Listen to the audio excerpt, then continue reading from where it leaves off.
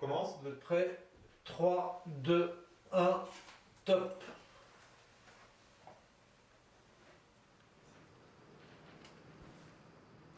Trouvez les coupables, police incapable. Trouvez les coupables, police incapable.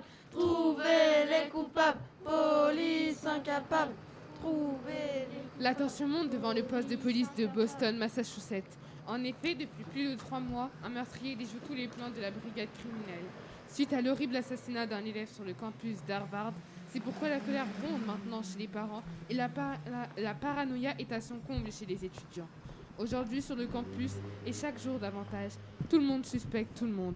Mais alors que le désespoir gagne du terrain et que la peur s'insinue partout, une jeune enquêtrice de 25 ans, dénommée Camille Stone, n'a qu'une idée en tête et une seule, être chargée de l'affaire, car elle est sûre de détenir la clé pour trouver le meurtrier rapidement.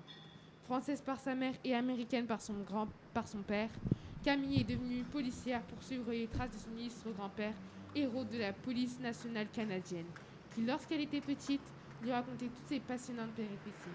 Devenue la Benjamine d'élite de la brigade criminelle de Boston il y a 3 mois, elle a hérité également du surnom de gamine par ses coéquipiers, ce qui hérite profondément son caractère bien trempé, mais qui la renforce dans sa conviction d'être la mieux placée pour résoudre l'énigme.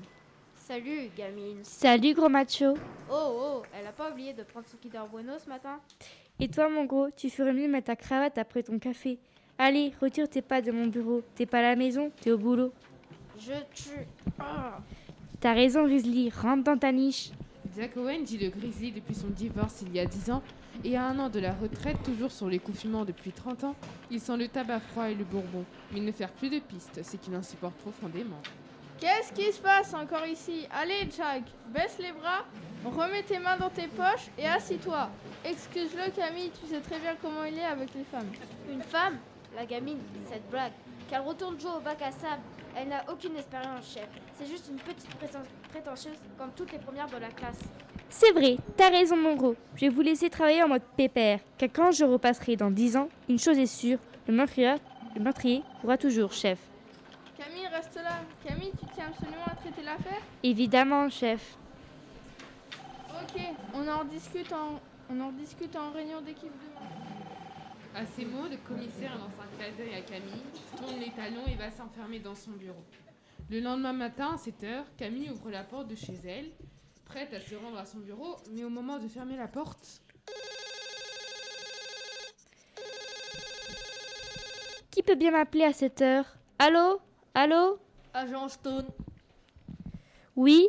Agent Camille Stone. Oui, qui êtes-vous? Cela n'a aucune importance, ce qui importe, c'est votre mission. Je vous écoute. Comme Marguerite l'assassin et son maître. Je répète, comme Marguerite l'assassin et son maître.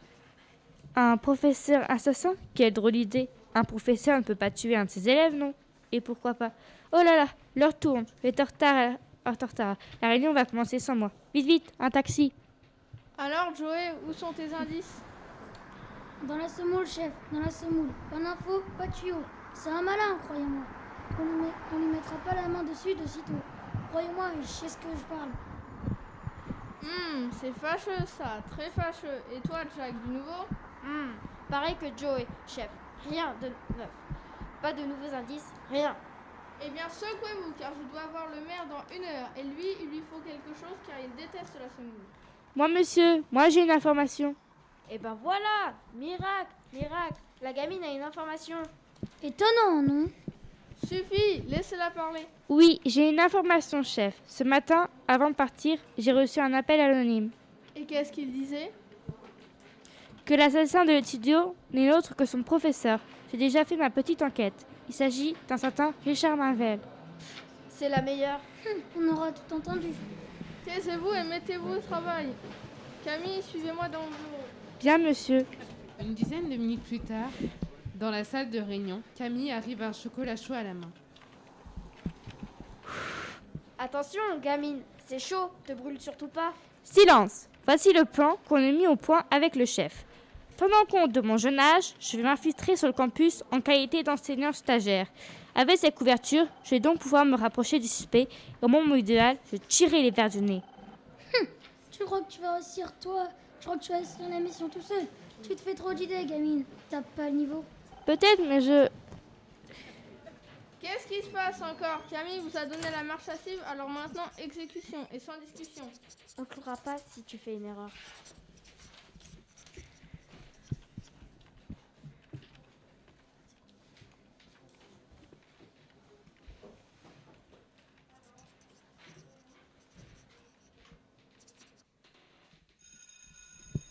Bonjour, je viens d'arriver à l'université comme stagiaire. Je voudrais devenir professeur de maths. Bonjour, je vous souhaite la bienvenue à Harvard. Je suis Richard Marvel. Voulez-vous assister à mon cours cet après-midi à 13h? Oui, avec plaisir. Je serais ravie de venir. Parfait. Ici, tout le monde m'appelle Rick. Ok, Rick. 13h, assise dans le fond de la classe, Camille ne quitte pas des yeux Richard durant tout le cours. Quelques multiplications plus tard, elle commence à douter car Richard paraît plutôt gentil pour un assassin. Soudain, la porte s'ouvre et une tête apparaît. Bonjour, sorry, j'ai pas vu l'heure. Tu pourrais au moins t'excuser, mais viens t'asseoir avec nous. On travaille sur le théorème de Pythagore. Oh merde, sorry monsieur, j'ai oublié mon sac. Bon, tu peux aller le chercher dans ta chambre. Je te laisse 10 minutes. Ok monsieur, merci monsieur, dans 4 minutes 29, je suis là monsieur. Pas monsieur, Rick. Ok Rick. Un professeur si gentil, si compréhensible, un assassin. Je dois être sur une mauvaise piste. Les jours passent et Camille et Richard s'entendent de mieux en mieux. Et soudain, une fin d'après-midi, Un resto, ça te dit ce soir? Avec plaisir.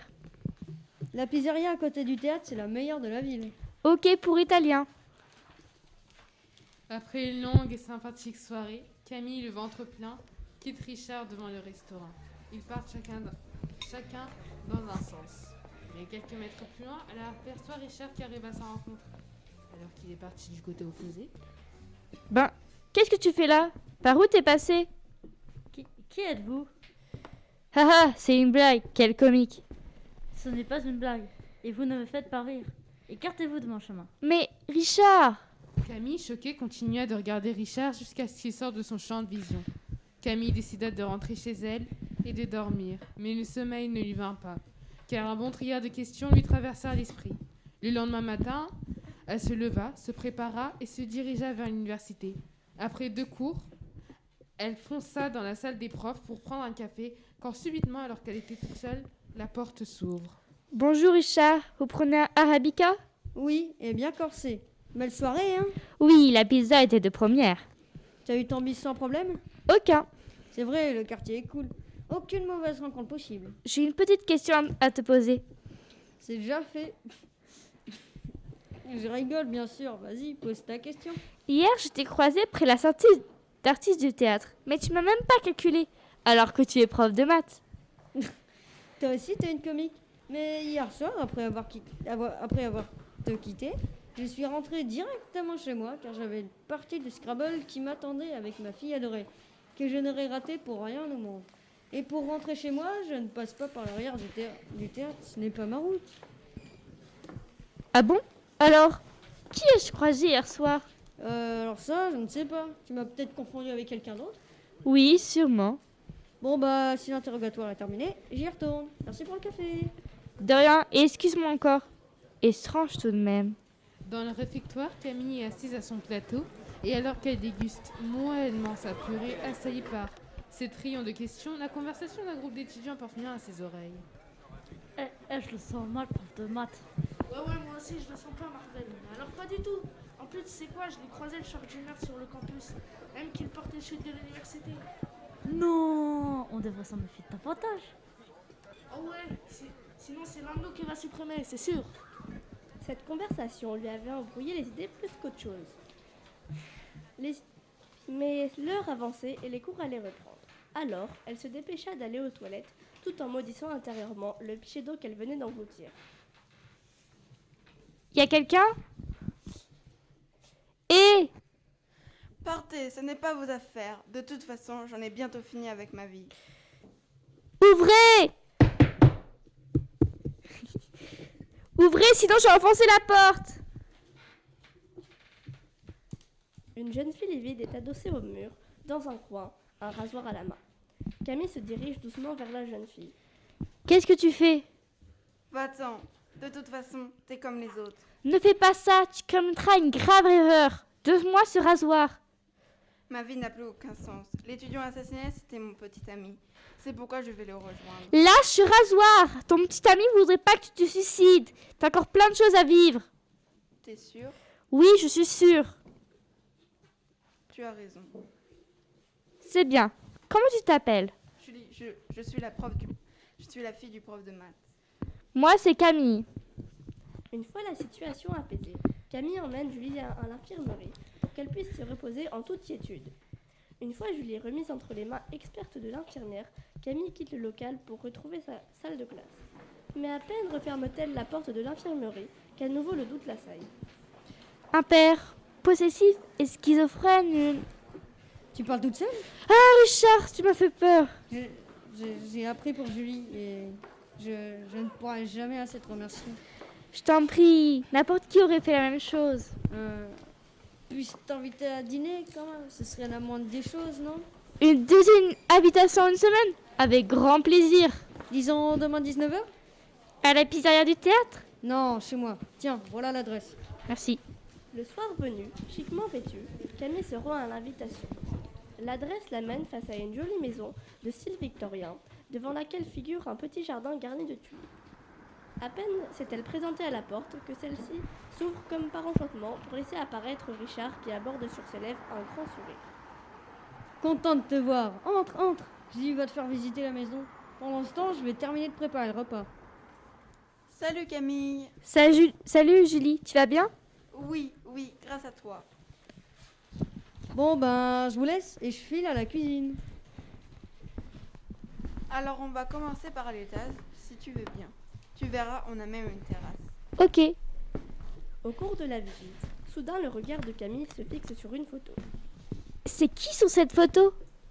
Ah, celle-là. Elle est drôle, non? Et je te garantis que ce n'est pas un trucage. Elle est authentique. Ton père a... Oui, un frère jumeau. À l'époque, ils avaient fait cette photo pour tromper leur petite amie, en s'habillant pareil. Et autant que je m'en souvienne, elles n'ont pas du tout apprécié la plaisanterie. Ça a même failli dégénérer. Comment s'appelle-t-il? Lionel. Où habite-t-il? Il est mort. Ah, désolé. C'est pas grave. Allons retrouver ton père. J'ai une faim de loup, pas toi? Si. Durant tout le dîner, Camille n'avait qu'une idée en tête, retourner dans la rue de la sortie des artistes du théâtre. Car Camille était convaincue que le jumeau était toujours vivant. De fait, sitôt le repas et les politesses finies, Camille se précipite dans un taxi pour se rendre au théâtre. C'est pas vrai, j'en étais sûre. Arrêtez-vous tout de suite. Ici, madame? Oui, non, suivez cet homme là-bas avec la casquette verte. Mais, madame? Police, dépêchez-vous. Celui avec les pantalons beige? Oui, ne le perdez pas. Ok, chef, mais on va arriver dans les quartiers chauds. On continue. Ok, chef, c'est vous le patron. Attention, il rentre dans un immeuble. 1048 Massachusetts Avenue, je le tiens. Le lendemain matin, Camille, Nancy d'Amanda et de son équipe se rendirent dans l'appartement du jumeau. Lionel Marvel, ouvrez immédiatement. Pas réponse. Vas-y, Joey. Et c'est parti, Jack, à toi. Police! Personne ne bouge. Y a personne, chef. Parfait, fouillez-moi tout ça. Quel bordel. Allez, Jack, sors ton pied de biche. Et voilà, regardez-moi ça. Quand on cherche, on trouve. Un permis de conduire au nom de Lionel Marvel. Un autre au nom de Richard Marvel, avec la même tête. Chef, regardez ça. Si c'est pas beau, une sacrée dague. Et bien aiguisée en plus. Manque plus que du sang. Bravo, Jack. T'as trouvé ça où? Bien planqué sous les lattes du parquet entre la cuisine et les toilettes. Un classique. Tout devenait lumineux et Camille commençait à comprendre toute l'histoire. Mais alors que des questions restaient encore sans réponse, soudainement, Lionel se présente à la porte de l'appartement et recule quand il découvre tous les policiers. Camille dégaine alors son arme et s'avance froidement vers lui. Monsieur Lionel Marvel, vous êtes en tas d'arrestation. Vous êtes soupçonné d'avoir tué un jeune étudiant. Veuillez nous suivre. Alors que deux enquêteurs interrogent Lionel, derrière la vitre sans teint, Camille et Richard l'écoutent. Je n'en reviens pas que mon frère soit encore vivant. Ça va aller? Oui, merci Camille.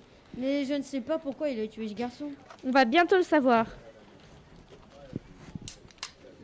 arrête de nous mener en bateau et de faire le guignol. Tu vas cracher le morceau, c'est moi qui te le dis, sinon tu cracheras tes dents. Comment se fait-il qu'ils nous ont découvert l'arme du crime chez toi? Je ne sais pas. Ce n'est pas moi qui ai tué ce garçon. C'est mon frère qui a toujours voulu me faire disparaître en m'accusant de tout. Tu le sais que tu as de la chance, mon gars, ici. Dans cet état même, si tu es le pire des salopards ou le plus attaqué des dingos, tu n'auras pas le droit à la chaise électrique. Juste la prison à vie. Alors, avoue, parce qu'on sait que c'est toi. Toi, moi qui suis concierge dans un théâtre alors que mon frère est professeur de mathématiques dans une des plus grandes universités du pays. Lui qui a une fille et pas moi. Lui que tout le monde regarde et pas moi. Et moi, j'ai quoi, hein? Je n'en reviens pas. La haine que ton frère a envers toi et qui le ronge depuis des années lui a fait commettre ce meurtre. Tu veux lui parler? C'est possible. Oui, viens avec moi. Pourquoi t'as fait ça? Quelle surprise de te revoir, frangin. Ça faisait longtemps, au moins depuis l'école. Arrête de faire l'imbécile. Tu te rends compte que tu vas aller en prison? Pourquoi tu tuais ce jeune homme alors que c'est à moi que t'en voulais? Il était tard et j'étais dans un bar, j'avais bu et là, ce jeune homme est arrivé. On a commencé à discuter et il m'a parlé de ses études. Je lui ai offert plusieurs verres et il a tellement vanté de tes mérites en tant que professeur qu'à la sortie du bar, je l'ai tué. T'es un monstre. T'aurais dû venir me voir et me parler plutôt que commettre un meurtre. T'as raison, barre-toi et fais comme t'as toujours fait. Adieu, frangin d'une vie. Monsieur Lionel Marvel, je vous accuse de meurtre et mon collègue va vous lire vos doigts. Jacques, à toi la main. Ok, chef.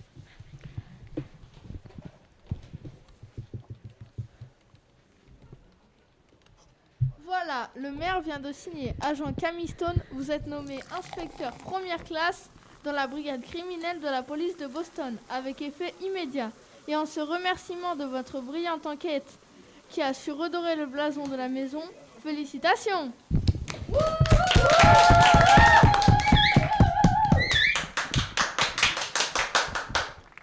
Tu vois, j'ai toujours dit que la gamine elle irait loin. T'as jamais dit ça. Tais-toi et bois. Ok. Ok.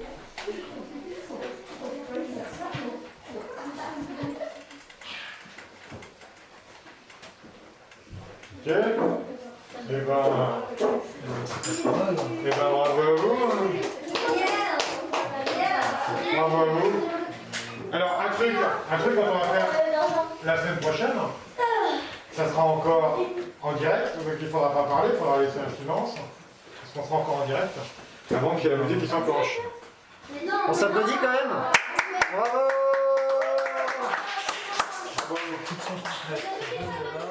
Bravo.